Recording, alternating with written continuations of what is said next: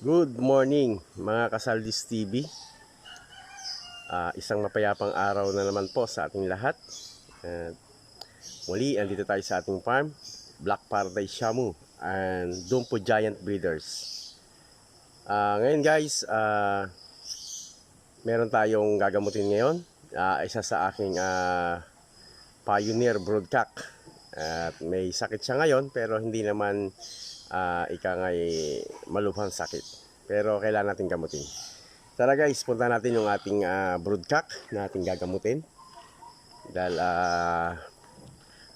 siya yung una nating quality broodcock dito sa ating yard, yung ating Black Tanaka na nabili natin kay JSRR o Japanese Shamu Rodriguez Rizal. Yan. Tara guys, samahan nyo ako, punta natin at alamin natin kung ano yung sakit niya.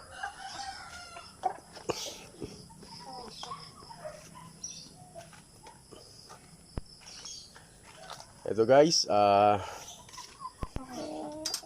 naglulugon siya, pero yung iba tapos na, pero yung sa liig niya medyo sariwang sariwa pa. Ayan, no? So yan ang ating gagamutin guys ngayon, no? So wala naman siyang hindi naman natin makikita siya sa kanya na may sakit talaga, oh. Kita malakas siya. Nga lang talagang mailap siya ngayon dahil masakit ang katawan niya. So ang sakit niya guys, yung kanyang iniinda, yung sa kanyang tenga, nagkaroon siya ng luga. Siguro marahil na rin sa sanhi ng sipon, pero makikita natin sa kanyang lalamunan or sa ilong o maging sa mata niya, wala namang palatandaan ng sipon. Siguro nagkaroon siya ng infection sa tenga, nagkaroon siya ng luga. So mabaho siya, kailangan natin gamutin. Sa isang tenga lang naman niya, napansin ko lang kahapon. Tingnan guys yung sa kanyang tenga. And guys, kita nyo yung tenga niya nabarahan na ng tutuli o luga. At sa loob niya, pag binuksan natin yan guys, maaaring mayroon siyang nana o yung sinasabing luga na mabaho. So hindi ko siya laging nahawakan, kaya hindi ko napansin dahil lugon na lugon talaga siya dito, bagay ito na parte ng leeg. So ito guys yung gagamutin natin mamaya, pero sa ngayon papainumin muna natin siya ng antibiotic for 5 days. And guys, papainumin natin siya ng ito antibiotic lang binigay ko, powder lang. So Tylosin with paracetamol. So yan available dito. Kahit antibiotic pwede naman, no? So bigyan natin siya for 5 days. Yan ang iinumin niya. Tapos ang importante guys, malinis yung kanyang tenga. Kaya mamaya papakita ko sa inyo kung paano ko siya lilinisin. Yan. Okay guys.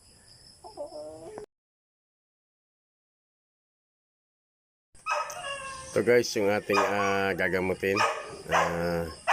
Yung ating Barak Senior, yung Black Tanaka na nabili natin kay Rodriguez Rizal. Ayan. So yung tenga niya, yan, na puno ng tutuli at medyo mabaho. So lilinisin natin yan guys. Yan siya, tahimik na tahimik lang. Halos 2 taon at kalahati na rin to, kaya mahaba yung tahid niya. Ayan siya. Diba? Tahimik lang siya.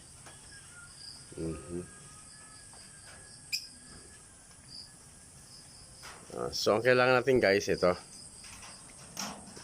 yung hydrogen peroxide o mas kilala sa agua oxinada sa cotton buds.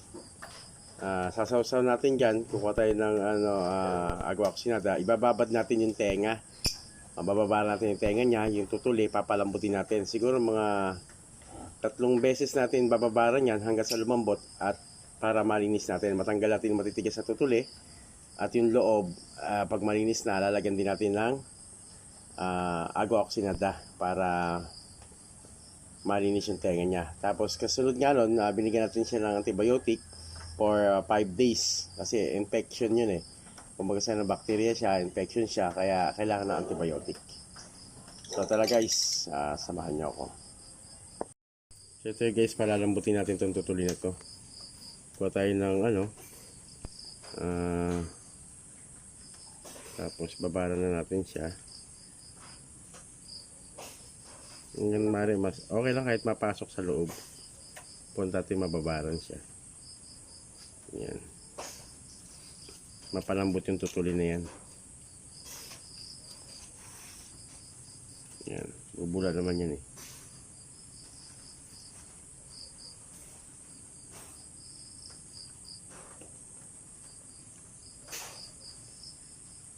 Yan. So, hayaan natin siya lumambot.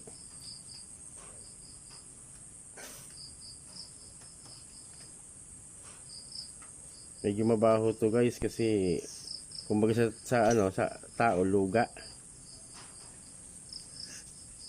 Palalambutin natin ibabaw para makita yung loob.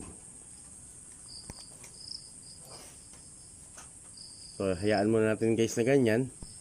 At mamaya pag natuyo-tuyo lagyan uli natin. Hintayin natin mga 10 minutes na nakababad, tapos punasan uli natin. Tapos babad uli natin. Mga 3 times natin gawin, malambot na yan. At doon lilinisin natin guys siya. Pati loob lilinisin natin at makikita natin yung tutuli at saka yung luga niya. So okay guys, mamaya uli. Ayan guys, napalambot na natin kaninang nakatakip. Ayan, papansin mo ito guys yung mga natanggal ko. Ayan, mga tutuli.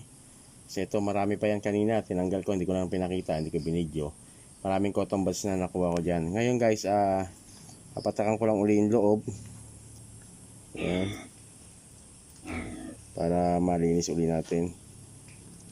Ayan. Para malinis natin loob, pati yung labas. Yan.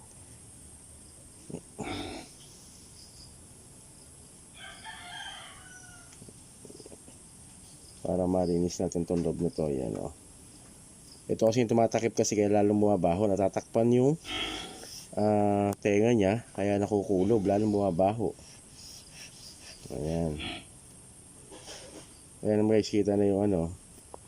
Ngayon guys, ang gagawin natin pagkatapos nito, araw-araw pwede niyong patakan na kahit 2 patak man lang yan. Kasabay nung gamot na binibigay natin. Ayan guys, malinis yung loob. Ayan. Ayan, dyan kasi minsan bumabaho eh. Ito yung labas, kailangan laging malinis. Ayan. Ayan guys, malinis na. Tapos yung gamot, tuloy lang natin. Binibigay natin na, ayan dumi oh. Antibiotic, bigay lang natin. Tapos last na to guys, last na to. Isang papatakan ko lang, hayaan ko na siya dyan. Bukas uli. Para may angat yung dumi na sa loob. Yan, okay guys. Ayan guys, nalinis na natin tenga niya. Natanggalan natin ng mga tutuli, luga. Yung bara sa tenga niya, natanggalan natin. Sayang naman pagkagwapo na ito guys. Tapos lugain pala, no? So ayan guys, gagawin natin. Pag nalinis natin yung gano'n, tuloy lang natin yung antibiotic na binibigay natin hanggang 5 days. Tapos yung sa tenga niya, kahit magpatak lang tayo ng 2 patak ng yun nga, yung tagba dito, agua oxinada. 2 patak lang, isang araw, pwede na yun guys hanggang sa malinis na talaga yung kanyang tenga. So ayan guys, kita nyo naman kung gaano kagwapo yung ating Tanaka. Yan, tail down.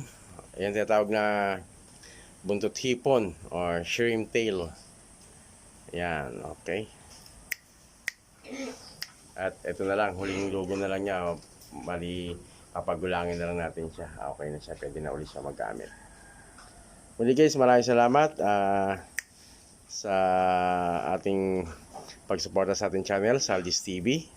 Sa mga kasyamu, sa mga ka-giant breeder natin. Muli guys, maraming salamat.